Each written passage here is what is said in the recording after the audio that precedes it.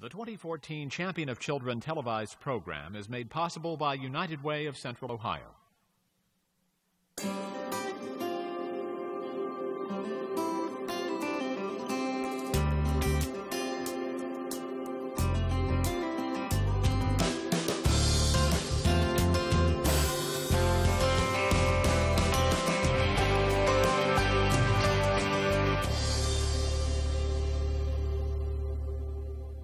Hello and welcome. I'm Fred Angeli, your host and moderator for this 2014 Champion of Children program.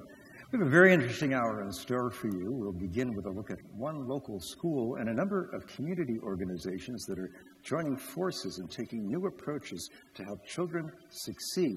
Then I'll be joined by author and journalist Paul Tough. His best-selling book, How Children Succeed, sheds new light on why some children thrive and others lose their way. And to close the program, United Way CEO and President Janet Jackson will present this year's Champion of Children awardees. So let's begin. For years, experts thought that the best way to measure a child's possibility for success was by testing cognitive skills. Now, new research tells us that doesn't give us the whole picture. The real classroom for a child is not only in school, it's at home and in the neighborhood. So how can Central Ohio children succeed? How can they? Our report begins with a school that's raising the bar on the definition of success. Hey, Dukes up. Dukes up, go to school. Let me hear those nines roll. 9, 18, 27, 36, 45, 54, 63, 72, 81, 90, 99, 108. Woo, there it is. Welcome to morning math class at KIPP Columbus. KIPP stands for Knowledge is Power program. This school, located in the Linden area, is one of 141 KIPP schools in the U.S. It's a network of high-performing public charter schools that help kids from underserved communities make it to and through college. There are a lot of things that make KIPP different. You know, we have more time, intense focus on results, focus on high expectations. Number 3, read it for me. We really just help our kids realize their full potential and realize their full selves, or best selves. KIPP is not just a school. It's a unique culture of learning. Students are referred to as KIPPsters. They and their teachers snap their fingers when they hear something they like or agree with. The focus, and it's an intense focus, is on getting each student through college. That's why these KIPPsters are identified not only by the grade they're in, but by the year they will get that college diploma. It's creating a transformational educational experience for them so that every kid in our community can really grow up and live a life of their choosing rather than one that's sort of dictated to them based on the experiences or knowledge or skill sets that they have. What does dictate the path a child's life might follow? What they learn in a classroom is just one key to their futures. But what they must learn or cope with outside of school is now seen as being of equal importance. Children are learning machines wherever they are. At home, they are busy learning how to cope with other individuals, how to deal with authority, how to separate themselves from their family. So there's lots of learning that goes on in the home. Then in the neighborhood and with their friends, their social interactions and how to interact and obtain things they need and how to negotiate peer groups. When this learning outside the classroom takes place in broken homes, crime-ridden neighborhoods, and poverty, the result is stress, often too much stress for a child to cope with. Each thing adds up. And we know from lots of research that children do well with 1 stress, they do okay with 2, but you get 3, 4, and above, and kids don't do so well. This premise, that learning can't go forward if stresses dominate a child's life, is explored by Paul Tough in his highly regarded book, How Children Succeed. Tough states that traits like grit, curiosity, and the power of character are more likely to help a child succeed than just getting good grades or having a high IQ. I think he's absolutely on target. I think his research and the research of others are aligning now to tell us that providing information to children is not enough education. Perfect. Father, brother, sister, and I. So I call my father. Teachers can't do all of it. And we need to have the partnership between those in the community and the parents and the teachers to put that whole package together for kids. Good morning. Morning. What are the parts that we can do? The Reverend John Edgar, Executive Director of Columbus Development for All People, leads an effort on Columbus's South Side to put as much of the whole package together as possible for families and children in need. He's getting it done through partnerships. So we have found ways to take the bandwidth of expertise in a number of organizations that are committed to helping children and weave those components into an existing initiative. There's a free market offering fresh fruits and vegetables operated in partnership with the Mid-Ohio Food Bank. $12 million in affordable housing is being created. Nationwide Children's The Fan Club, that stands for fitness and nutrition, helps area residents lead healthier lives. An after-school program, the majority funding coming from United Way, serves 50 to 70 kids each day. And opening soon in a closed school building, the Reeve Avenue Community Center. It's essential that in the Reeve Community Center that the flagship program be an early childhood development center, simply because it is all about our children. And our challenge is that we often are working with children who by first grade are already significantly behind academically, and we need to try to level the playing field at an earlier point. Making neighborhoods safe for children is another way to level the playing field and ease the stress on children and their parents.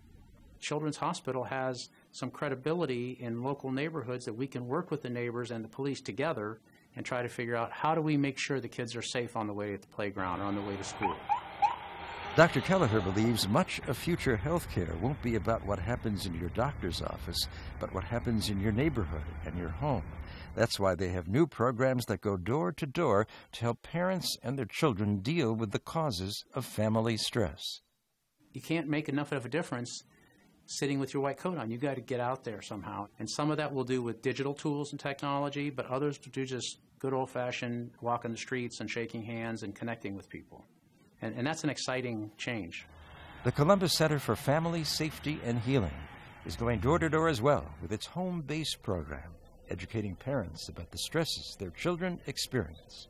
One of the biggest things is talking about understanding triggers, understanding what that child is experiencing, and understand some of the things that parents can do to lessen that stress. And so it's a way to do it in a way that becomes a partnership with that parent, that guardian, to let them know we're not blaming you, we're here to help you. The Kipsters benefit from similar outreach. Teachers and administrators know what challenges their students face outside the classroom. They meet with every Kipster's parent or caregiver to understand what that child's family life is like. We try to meet our kids where they are, as well as help them to see where we're trying to go. And we help to take what we're doing in school and connect that to what they are experiencing or have experienced outside of the four walls of this building. KIP is just one part of our community's effort to help children succeed. Kipsters are on a path to success. Many of them and their families benefit from programs like the ones we've briefly discussed. Paul Tuff says it will take a sustained, coordinated, cooperative effort in communities throughout the U.S. to put children on a true path to success, free of stress and brimming with grit, curiosity, and character.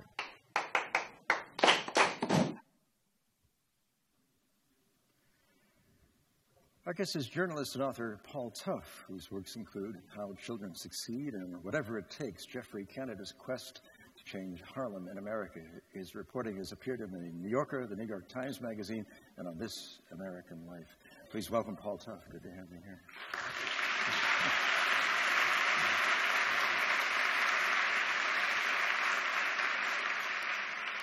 Well, Paul, you know the name James Heckman. He's an economist at the University of Chicago. And he's much more than an economist because some of his research underpins the conclusions of your book, How Children Succeed. So let's begin by looking at a little video clip of an interview with James Heckman from the University of Chicago. This interview was conducted in 2006. It's still relevant today. And James Heckman will outline the problem, and then we'll talk about the solution. Here's James Heckman.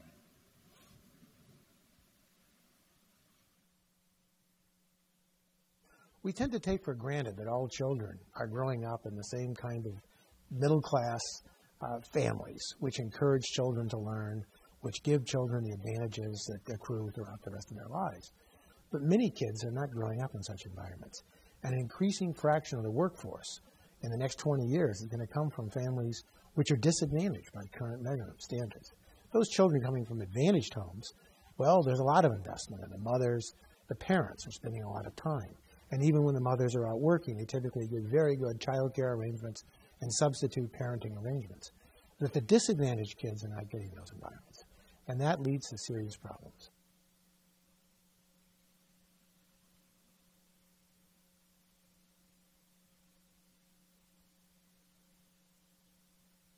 My point, though, is that even though we're growing, the skilled workforce is not growing. What people seem to forget, and it's a statistic that seems to stagger many people, but if you count it correctly, in the last 20 years, the high school dropout rate has actually been increasing, not decreasing. The rate at which people are going to college in successive cohorts, this was something that every generation was much more likely than the preceding generation to go to college. That stopped. It started stopping anyway in the mid-'70s. It still continues for women. It's not continuing for men. And the implications are a slowdown in the growth of college graduates. So we're not going to have a doubling in the number of college graduates in the next 20 years in the workforce. Now, some of that was the baby boom. Some of that was just basic demographics. But some of it's also the fact that increasingly more future workers are coming from disadvantaged homes. And these are homes that have produced children who are less likely to graduate high school, less likely to succeed in social life, much more likely to be involved in social pathologies. So James Heckman has articulated the problem. Often children from disadvantaged homes, they're dropping out of high school more and more. The college attendance is not happening. But happily, there's also a solution here. Because, Paul, as we said in the introduction, we always thought it was the cognitive skills, right? The IQ, the verbal capacity, the reasoning capacity, and all of those are important for a child's success. But now we're saying, researchers are saying, that it's character strengths that are equally or maybe even more important. Tell us about that. Sure. So, I mean, certainly those cognitive skills do matter. It matters that kids can read and write and add and subtract. But there's this separate set of skills, things like grit and curiosity, conscientiousness, self-control, that James Heckman and other economists and psychologists have been focused on more. And it was really Heckman's work that got me first interested in this idea of non-cognitive skills. What he found is that in children that have low non-cognitive skills, that don't get to develop those things like grit and self-control, that they tend to suffer later on. It's harder for them to succeed in school. It's harder for them to succeed in life. So we're talking about conscientiousness. We're talking about self-control. We're talking about grit. What's grit? What is that? So grit is, as an idea, it's something that's been around for a long time. Americans know what grit is. I think it's in our history. But as a psychological category, it's the invention of this one psychologist, a woman at the University of Pennsylvania named Angela Duckworth. And she actually started off studying self-control and for a while was sort of the guru of self-control at Penn. But then realized that self-control was a little too limiting, that people who had self-control were just good at following directions and doing what other people told them to do. They weren't necessarily the people who were going to, invent the microchip or start a great rock band. And so she wanted to name this other skill, this skill that involved perseverance but also passion. And so grit was the word that she came up with. Perseverance in a passionate pursuit, right? Exactly. And it's about long-term perseverance as well. Yeah. So not just being able to sit there and cram all night for a math test. It's being able to devote yourself to figure skating or chess or any long-term project, even when sticking with it. Even when it's boring, when it's tedious and you're tired out, it's that determination to stick with it. You're saying the character is malleable, that it's changeable, that we can help it grow, right? I mean, curiosity, you're saying, or conscientiousness, or grit, or resilience, or self-control, they're not necessarily inborn, but we can make them flourish. Sure. So, I mean, I think one of the things we know from psychology is that we all have these psychological traits, these character traits, but they do change. And they don't always change in predictable ways. That's one of the reasons I think this research is kind of complicated. But we know they change. We know they certainly change in childhood, but they even change in adulthood when someone gets married or has a child, often their personality changes, their behavior changes. And so while we don't yet know in reliable, repeatable ways how to, say, take any given 7th grade student and make them more gritty or more self-controlled, we at least know that these skills are malleable. And I think the next step is figuring out in a better way exactly how to change them. Well, somebody might say, look, Paul, this research may show that, but how do you educate somebody to give them more self-control or more optimism, which is another one of these character traits, or more curiosity? Aren't those inborn? Aren't they genetic? And I think that's what a lot of people believe. I think there is this sort of fixed mindset that people have with character strengths. But I think the opposite is really true. And I think part of the way that we know this is because of evidence that the environment affects the development of those skills, and that negative environments, disadvantaged environments, affect them negatively. So saw a lot of the talk there about stress, and especially about this idea of toxic stress. When infants and children experience intense chronic stress growing up, that makes it harder for them to develop concentration and attention skills, things like self-control. And we also know that when we can change those environments, make them more hospitable, make them more less stressful, that children do better. So we all probably have some stress in our childhood, as I certainly did, but there's a certain amount of stress you can tolerate, and it gets to a certain point when the child simply shorts out and can't tolerate the stress, right, and is not going to be very likely to do very good work in school or in life. And so you're right. So some stress is good. I think some parents hear this research and they think, like, anytime our baby is crying, she's experiencing toxic stress and going to overload. And that's not the case. A little bit of stress is a good thing for kids. But when children experience stress that is not mild and occasional, but that is intense and goes on for a really long time, that's when it starts to have this really debilitating effect. And neuroscience has shown in really clear ways that intense and chronic stress really debilitates so much of our ability to function as children and adults. You can measure this in brain development. You can measure this in enzymes, like cortisol, stress enzymes that you can find in the bloodstream. And is poverty more likely to cause stress? I imagine it would have to be in a way, because you've got somebody attempting, a man or a woman or a couple attempting to hold down 2 jobs, sometimes 3, sometimes those jobs are low paying. That's got to increase stress for everybody. Yes, I think it correlates with poverty correlates with stress. But I think it's important to understand that it's not an absolute correlation. Sure. That it's not just about money. That absolutely, a lot of kids who are growing up in households without a lot of money also have other disadvantages going on there. But it's also true that there are some low-income households where kids aren't experiencing a lot of toxic stress, Sure. where they're protected from that from the different things that their parents are doing, from the relationship that they have with their parents, from the attachment that they have with their parents. And it's also, I think, important for parents in high-income neighborhoods to understand that not being in poverty does not protect kids from growing up with toxic stress. There are a lot of, I think, especially well-off teenagers who are experiencing stress that can be really debilitating. Surely. So what does an infant need, or a young child, in terms of subverting toxic stress, in terms of keeping it away from them? You're talking about, I want you to tell us more about warm attachment. What is that? And you experienced this, and you practice this with your son, Ellington, right? I do my best. I don't know if he'd always agree that I'm warm and attached, but I certainly try. And so I would divide what we need for infants up into 2 related categories. So one is some protection from toxic stress. And that is something that absolutely parents can be a big part of, but I think it's also a real public responsibility. That sort of toxic stress, traumatic experiences, that comes from living in a neighborhood with a lot of violence. It comes from the sort of household that you live in, what happens in that household. And so all of those things have a really negative effect on kids. Then there's the connection with the parent, and that is connected to this research about attachment. And when infants are able to form what psychologists call a secure attachment, this close, attuned relationship with a parent or another caregiver, that acts as a kind of insulation against toxic stress. So even when kids are living in stressful environments, when they have that close connection, it helps to protect them from what toxic stress is. So with your son on LinkedIn, for example, if he's frightened, you would reassure him. You'd hug him, you'd hold him, right, for example? You're right, absolutely. Although at the same time, so he's now 4.5, I feel like part of what a parent needs to do is help kids learn how to manage stress.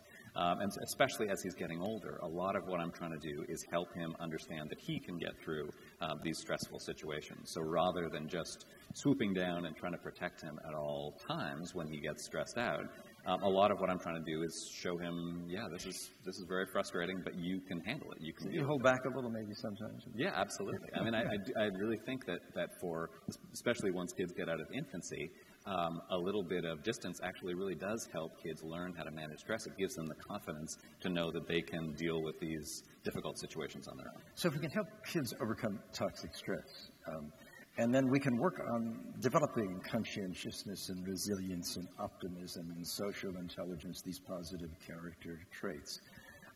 How do you translate that beyond the family? I mean, you can see how parents might do that. But what about schools? What about the neighborhood? What about the whole community? How does this all work together? So I think there are two ways that the public at large can be involved in this. And one, as I said, is in being a part of this process of protecting kids early on from toxic stress. So that has to do with what we do with daycares, what we do with parental leave, what we do with neighborhood violence. I think we're all responsible for trying to limit that toxic stress. But then when it comes to schools, I think there is still a lot that we can do to help kids, even when they've experienced this intense disadvantage growing up, develop these skills. And this is where the science is still evolving. We don't yet have perfect ways of doing it.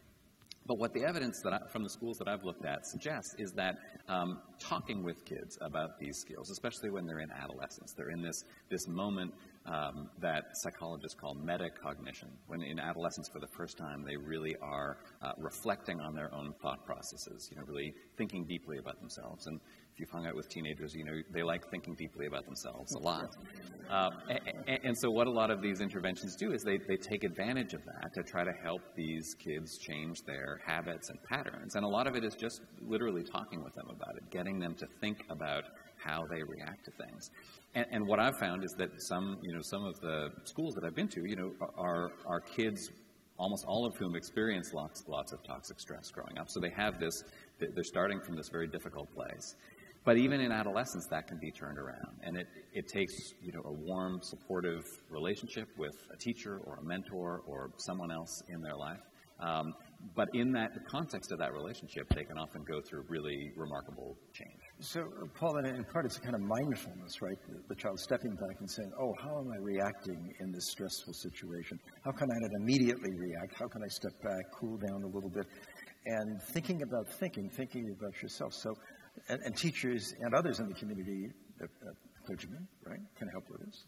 Absolutely, yeah. And I think it's something we don't think of as part of, the teaching process right now, is helping kids deal with these stressful situations. But to my mind, it's absolutely part of what teachers do, which is help kids succeed, give kids the skills they need to succeed. Figuring out how to deal with the confrontation, figuring out how to persist at a difficult task, how to deal well with a disappointment. These turn out to be the sort of skills that students need to succeed in the long term more than anything else, I think. And they're absolutely things that teachers can help kids develop. So the message for teachers is you're not just a conveyor of information, right? You are an educator in terms of character traits and character strengths. Absolutely. And I think most teachers feel that instinctively. I think most teachers, part of why they went into teaching is that they think that that's part of what they want to do for students. I think we have a situation in our schools where, the research is now telling them that this is part of their job, but the infrastructure that we've set up for teachers, the incentive system that we've set up for teachers, does not encourage them to emphasize any of those skills. How not? Why does it not? We have a lot of standardized testing. I don't know whether that's encouraging or not to develop character traits. Good question. How many of those standardized tests are measuring non-cognitive skills? So I think that really has a lot to do with it. I think in the last 15 years in this country, we've gone more and more to a system where everything is about those standardized tests. All the incentives for a student, a teacher, a principal, a superintendent, a whole school system are really about your score on those standardized tests. I understand where that impulse came from. I think that the idea of accountability really makes a lot of sense and did do some good when it was introduced. But I think at the same time, it has led to this really narrow focus on the sorts of skills that get measured on standardized tests. All the incentives in the system now tell teachers you will be judged by how well your students do on those tests. And that means they don't have any incentive to do what I think they know they should be doing, which is to help their students develop these other skills. You sat in on a lot of classrooms around the country. What did teachers tell you? Did they have the time and energy to both deal with such standardized tests and other, like we say, bureaucratic requirements, and at the same time help children with these character strengths when they see an individual child who needs help, with patients who need help with self-control? Did they have the time and energy to do that? What do they tell you? I mean, I think they're torn often. I think they do it anyway. You know, I think despite all of those disincentives that the system provides, it makes it hard for them to emphasize that stuff. They do it anyway because they know that it's what matters, and they care about their students, and they want their students to succeed. I think they instinctively know these skills matter. I think we could make it a lot easier on them by creating an incentive structure that emphasizes those skills as well. How do you do that? Let's say the Columbus Public Schools came to you, or one of the suburban systems came to you here and said, Paul, we want to build into our structure this idea of teachers being free and being told that they're valued in building these kind of character skills. They're going to make more kids go to high school, more kids go through college. What would you say to that system? Well, I think there are a couple of ways to do that. So one is, I think, that I would suggest changing that incentive system. There's an economist at Northwestern named Kirabo Jackson, who has done some really interesting work looking at how to measure which teachers are good at developing cognitive skills and which teachers are good at developing non-cognitive skills. And he, because non-cognitive skills are harder to measure, it's not yet an exact science. But he measures things like absences, suspensions, GPA, and he finds that there are certain teachers who are really good at developing all of those things. So if you're in Ms. Jones's class, you're more likely to show up in school, you're less likely to be suspended, you're more likely to have a good GPA. If you're in, Mr. Smith's class, you're more likely to have good standardized test scores. The problem is, right now, all of the incentives in the system go to Mr. Smith. But what he's arguing is that we're missing some really great teachers who might not be raising their students' test scores, but are really good at giving them skills that they're going to need to succeed, let's say, at college. So I think any school system, it would be complicated to work out how exactly to measure this. But I think there are some steps there that you could take to find a more balanced assessment system. So the first step that the school system would have to make is make the commitment to show teachers that this kind of teaching of character traits is valued, right? Right. And they're going to get points for that. This is not going to be, this is not something we do on the side anymore. This is a main task for you. Right. And so I think the assessment is part of it, but I don't think it's the only part. I think also, I think a lot of teachers instinctively know how to do this stuff, but I think it also helps to talk about it. Right now, we don't really think about teaching character or teaching these kind of character strengths as a big part of a teacher's job. And if they do it, they sort of do it on the side, or they do it when they're being the chess coach or the football coach. But I think within any given school, and I've visited a lot over the last year that are having these conversations, once you start as a school having these conversations, talking about what we want to emphasize, talking to students about it, talking to parents about it, that change can start to happen. So let's say a school system puts this into practice, and they reward teachers for this kind of character training. They show them that it's valuable. They say, this is one of the things we want to do in the system. Then a particular child goes home to a particular house and to parents who don't have any of those skills at all and are not interested in having them or teaching, or wouldn't know how to teach their child. What do we do with that? Now, it's got to go beyond the school, right? Yes, it does have to go beyond school. I mean, I think there are very few parents who don't care about these skills. I think that these sorts of character strengths are what every parent wants for their kids. I think you're right. Some parents are better at helping their kids develop them than others. Just like some homes, both high and low income, are a lot more stressful than others. But I think there's lots of ways that we can work with parents. I think there are once we start to look at these skills as more of a public responsibility, as not just something that parents are responsible for and either they figure it out or they don't, then we can have conversations with parents, among parents, conversations like this one tonight, where we can talk more about how we want to do this in the home. Do we want to make this a community-wide priority? And I think once we do, parents are eager to try to figure out how to make that work, and eager to work with schools to make that work. And that's what the KIPP school we saw in the video does, right? They bring parents in, they talk with the parents, they involve the parents. So this is really important. I think that's right. And I mean, I think that the work with parents should be starting even earlier. In my book, I write about some early childhood programs that are working sometimes in the first few weeks and months of life with parents, and helping them at this moment, you know, that as every parent knows, where you're panicked as a parent, where you don't really know what to do, that when parents get a kind of warm mentoring support at that moment, especially parents who are, you know, at risk for various reasons, teenage parents or parents who grew up in an abusive or stressful household themselves. When those parents get that kind of support early on, it can be really transformational in terms of how they interact with their kids. Well, I think right away, Geoffrey Canada's Harlem Children's Zone, you wrote a book about that, and he had something called Baby College, when pregnant women would come for classes in childbearing, right? Yeah, so I went through Baby College 3 or 4 times when I was doing my reporting on the book. When my wife and I finally had our child, I tried not to pull rank on her too much and say, you know, that's not the way they said it in Baby College. But it was fascinating. It was some of the most interesting reporting that I got to do for whatever it takes. And so it is expecting mothers, but also mothers of 1 and 2 and 3-year-olds. And doing this second book actually gave me a new perspective on the first book and on Baby College. The way Geoffrey Canada described it to me, and the way I wrote about it, was that it was all about information. You know, that Baby College was about giving parents information about brain development, about discipline, and certainly that's part of it. They are giving that information. But I think now with my, you know, understanding from the research I did for How Children Succeed, that a lot of what is working about Baby College is also about the emotional and psychological support that parents are getting. They're, you know, in a room with a dozen other parents of kids exactly their age, often going through similar stresses and difficulties. And they just get to spend a few hours every Saturday morning talking about it and hearing that other parents are having similar problems, and sometimes sharing information and sharing solutions.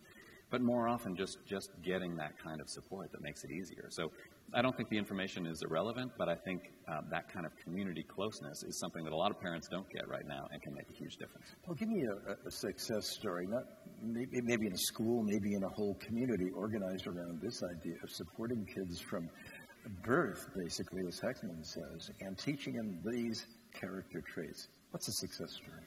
Well, I don't think we yet have any one school or school system that is doing this the way that I think it needs to be done. Not even the KIPP schools.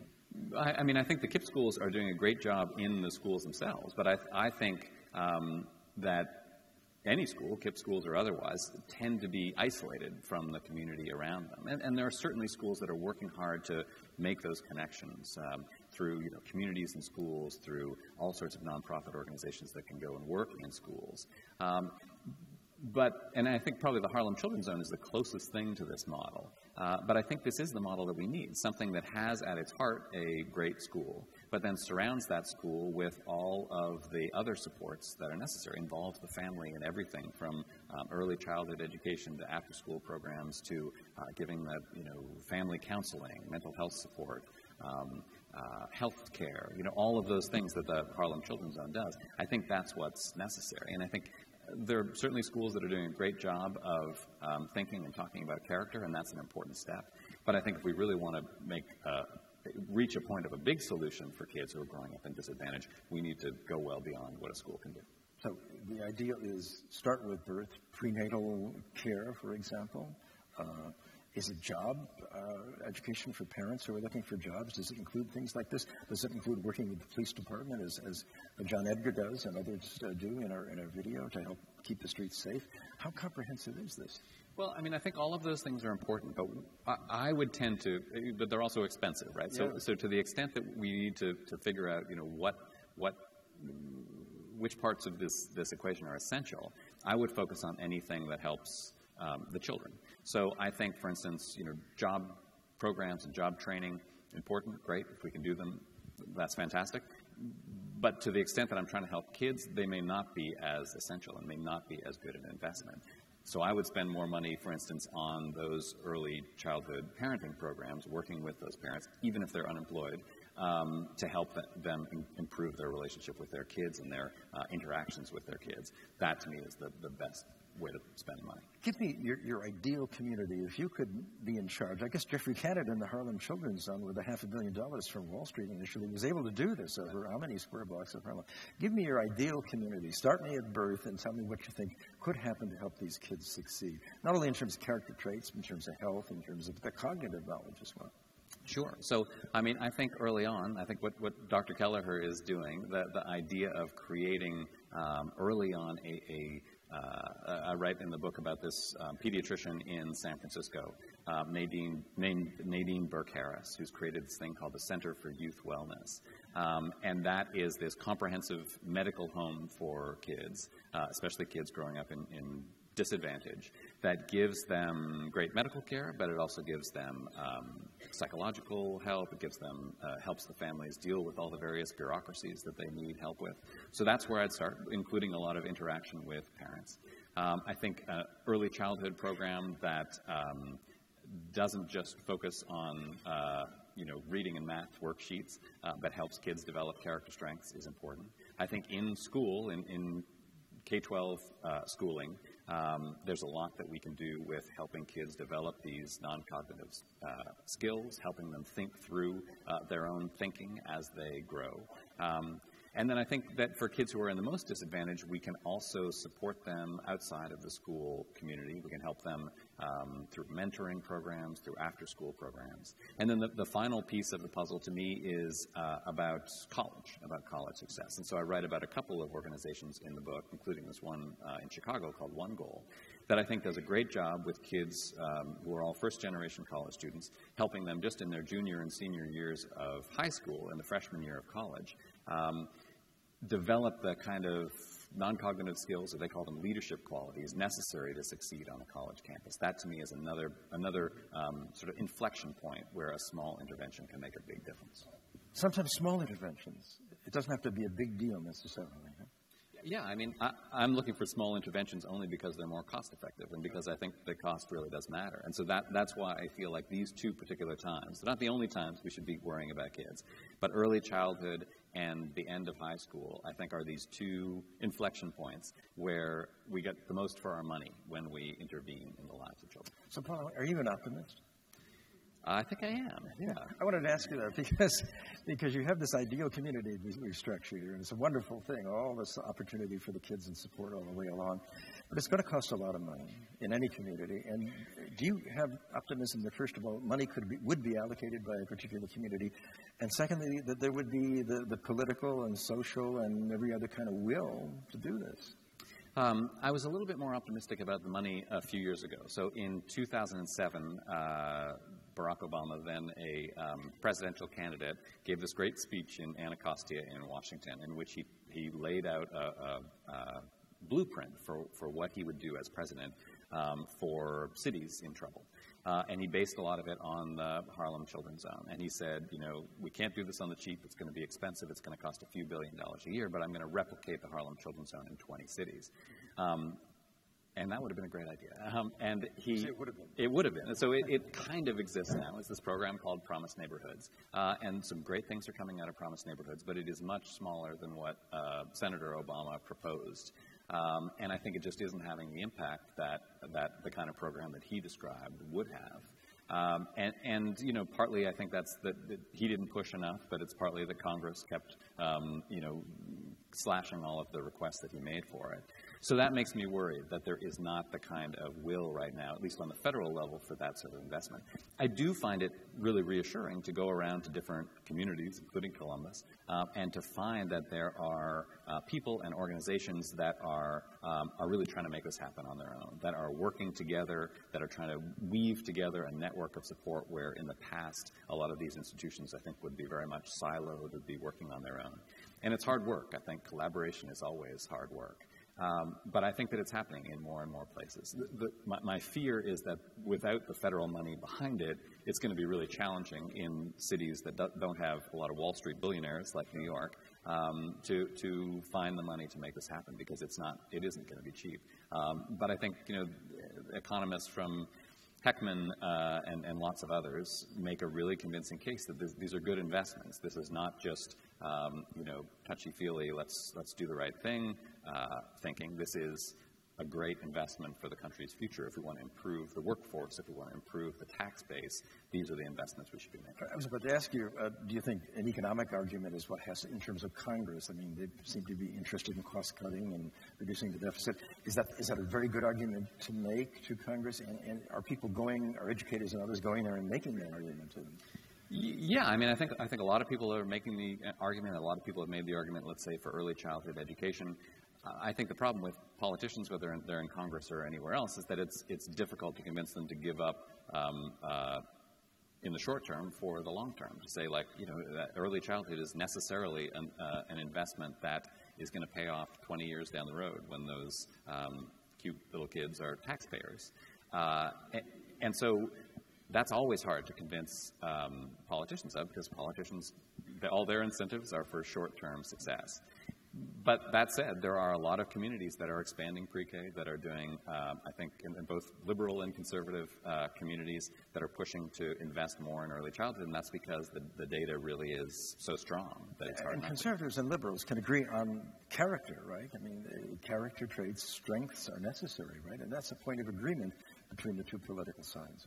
I think so. I mean, I think character is a word that I deliberately use in my book and on the subtitle of my book, but it's a word that is a little dicey, because I think a lot of us have different ideas of what character means, and it sometimes is a place. 20 years ago we had another push for character education in the Clinton era, and a lot of that broke down because of suspicions from the left and the right that these character education programs were really just an attempt to get one ideology or another into the minds of susceptible children. I think that this new focus on non-cognitive skills or character strengths is much more based in science. It's not so ideological. It's about not necessarily about character in terms of any one particular set of cultural values. It's about a set of skills that help children succeed. And so my hope is that is something that people can gather around, whether they're from the left or the right. So people need to be educated in terms of the science here, and there's some fairly technical terms, as you pointed out. Some of the brain terms are very unusual, and it's hard to get this across. But if science education could take place, let's say in Congress, maybe that would be a good idea. I think so. Yeah. I mean, to me, the science really is transformative. So I've spent a lot of time in those classrooms and looking at different programs, and it can be really inspiring to watch kids in any given program go through these transformations. But it was reading the neuroscience and trying to understand all the biology of stress and how that works in any given child that really had such an impact on me. And it is, I mean, it's tough science, and I'm not a science person, and it was a struggle to get through all of it. But I think that it is crucially important. And I think whenever anyone, whether they're a lawmaker or not, or a parent, understands that science, it really changes your behavior. It changes your understanding of what's going on in any given child, in a classroom, in a community. You understand what's going on beneath the surface of children and communities. So, Paul, in the final less than 30 seconds, we know what to do. We just have to have the will to go ahead and do it, right? We know most of what to do. I mean, I think it's largely a question of will. I think it's also we need more information. We still need to do more experimentation, more research, understand better exactly how these skills evolve and develop. But I think we know enough to make some real changes now in the policies that we have. Paul Tough, Help Children Succeed. Thanks very much for being with us today. Appreciate it.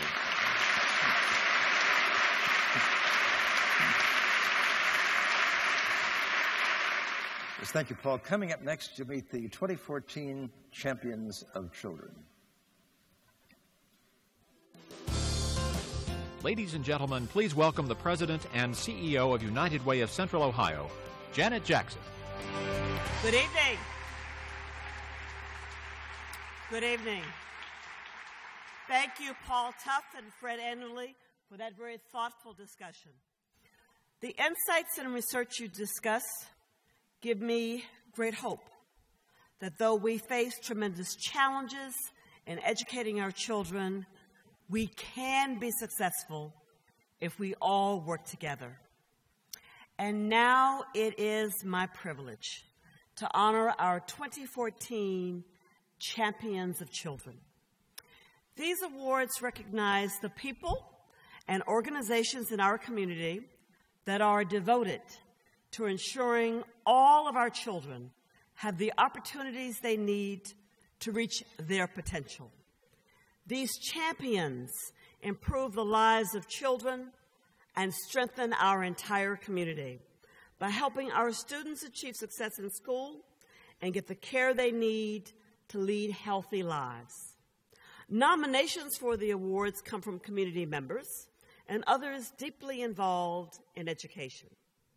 And the honorees are selected by a committee of community leaders who choose people and organizations with a proven record of success who inspire others to work on behalf of our children. I'll begin by recognizing our individual Champion of Children. The 2014 Champion of Children has devoted his career to serving our children. Dr. Kelleher is Vice President of Community Health and Services Research at Nationwide Children's Hospital and Center Director in the Center for Innovation in Pediatric Practice at the Research Institute at Nationwide Children's Hospital. He is also Professor of Pediatrics and Public Health in the Colleges of Medicine and Public Health at The Ohio State University. He is a pediatrician and health services researcher focused on improving and measuring the quality of pediatric care for high-risk children affected by social determinants of health, violence, neglect, alcohol, drug use, or mental disorders. He is also, listen to me, he is also, because there have been a lot of alsos in this, he is also principal investigator on the Healthcare Innovation Award from the Centers for Medicare and Medicaid Services, which is helping improve the health of more than 300,000 children in central and southeastern Ohio. Kelly has truly devoted his life to understanding the health needs of our children. And because of his dedication, thousands of at-risk kids are receiving better care and getting a better chance to succeed. For all he has done for our children, Kelly joins a distinguished group of local leaders who have been recognized as champions of children and have made a deep, far-reaching impact on the lives of children in Central Ohio. Please welcome the 2014 Champion of Children, Dr. Kelleher.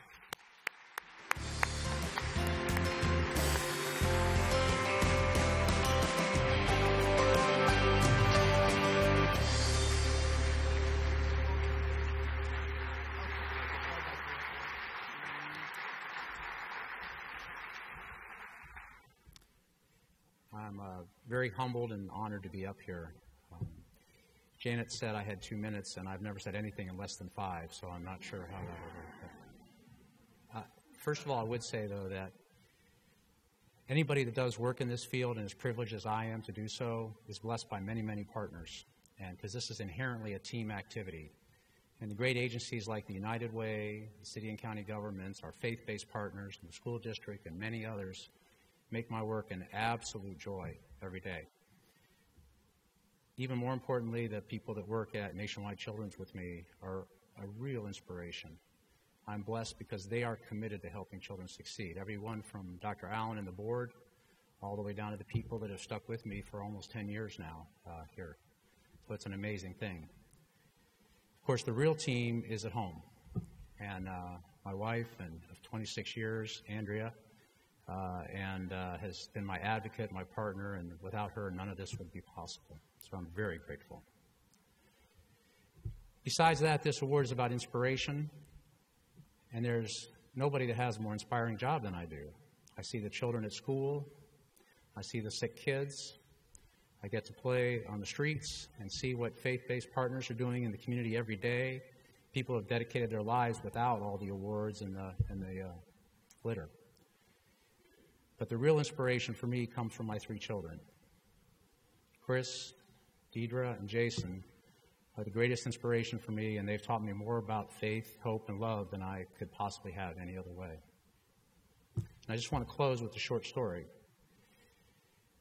30 years ago, I hate to say that, but it was indeed 30 years ago, I was a medical student at Ohio State University, working at Columbus Children's Hospital. And a young boy named Oscar came in who was my patient. And Oscar had some bruises and cuts and infections, and the police had brought him in without parents. And it turns out that Oscar was sleeping in a beat-up station wagon along with several other siblings and his parents in a parking lot, and the police had rousted the parents and said, "You need to move on," because they were homeless. And as the car drove away, Oscar, who's sleeping on the floor in the back seat, fell through the rusted bottom of the car. Now, he was not injured severely, fortunately. That's what happens when you're 2, you bounce. But Oscar was left behind, and his parents drove for a while before even realizing that he wasn't with them. Eventually, they were found, and shelter services were provided, and social services called in. But 20 years later, I left the state for 20 years and worked in other places and came back and found out that Columbus had changed into a town where everybody succeeds, almost. That we were successful in so many ways and in so many patterns. It was a remarkable transformation of the city. And in the last 10 years, that's only continued. The problem is there's a significant minority of our children that have been left behind. And I promise you that I will work as hard as I can with all of you if we can find ways to help them succeed. So with that, I'm grateful to all of you, and thank you again.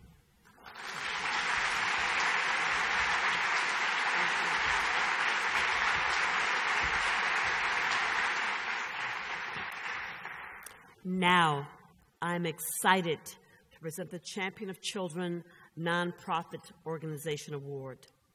This year's winner is without a doubt one of the most energetic organizations we have ever had the pleasure of partnering with. I know you saw all of the red jackets when you came in, and the enthusiastic smiles of the dedicated young people wearing those jackets. City Year Columbus is an education-focused, nonprofit organization that partners with public schools to help keep students in school and on track to graduate. It was founded on the principles of service and leadership. Since 1994, City Year Columbus has served more than 1 million hours, impacted more than 75,000 children and youth, engaged over 10,000 community volunteers, contributing more than 75,000 hours of service, and graduated more than 600 core members.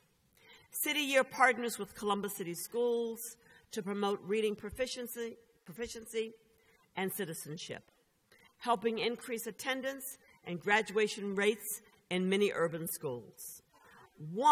Just one example of their success is seen in Wineland Park, where 91% of students tutored by City Year core members improved their reading comprehension assessment by 1 letter grade or more. Please welcome Todd Tooney to accept the Champion of Children's Nonprofit Organization Award. This award includes a generous donation of $5,000 by Nationwide to help further the great work of City Year.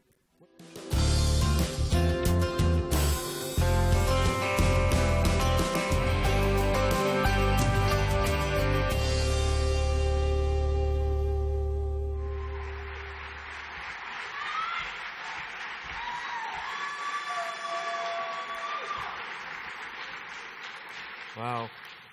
City Year, how are you feeling? I have the best entourage that there is. I first want to thank you, United Way CEO Janet Jackson, and also the Board of Trustees. I want to thank Champion of Children, the patrons, the Elizabeth Trotman, and also Linda Cass for founding such a great initiative and highlighting the efforts that benefit our children.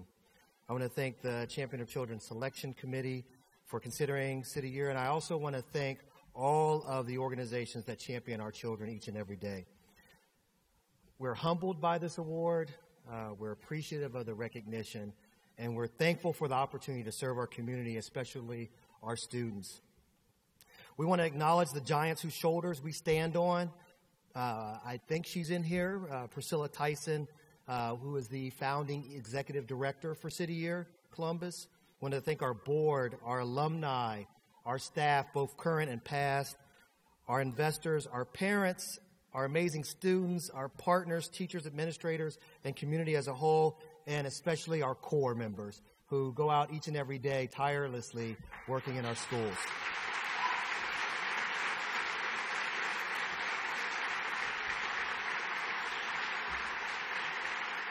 Today, this award acknowledges the years of commitment City Year has made to serving our community and our kids.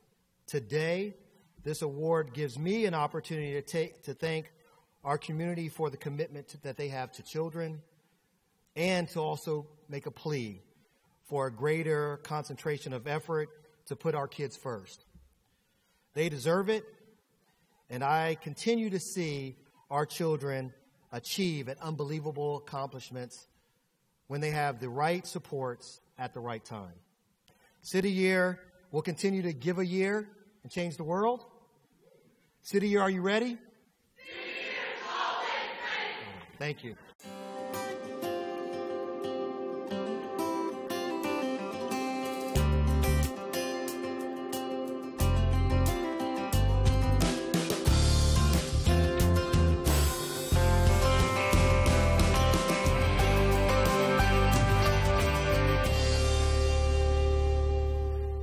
The 2014 Champion of Children televised program is made possible by United Way of Central Ohio.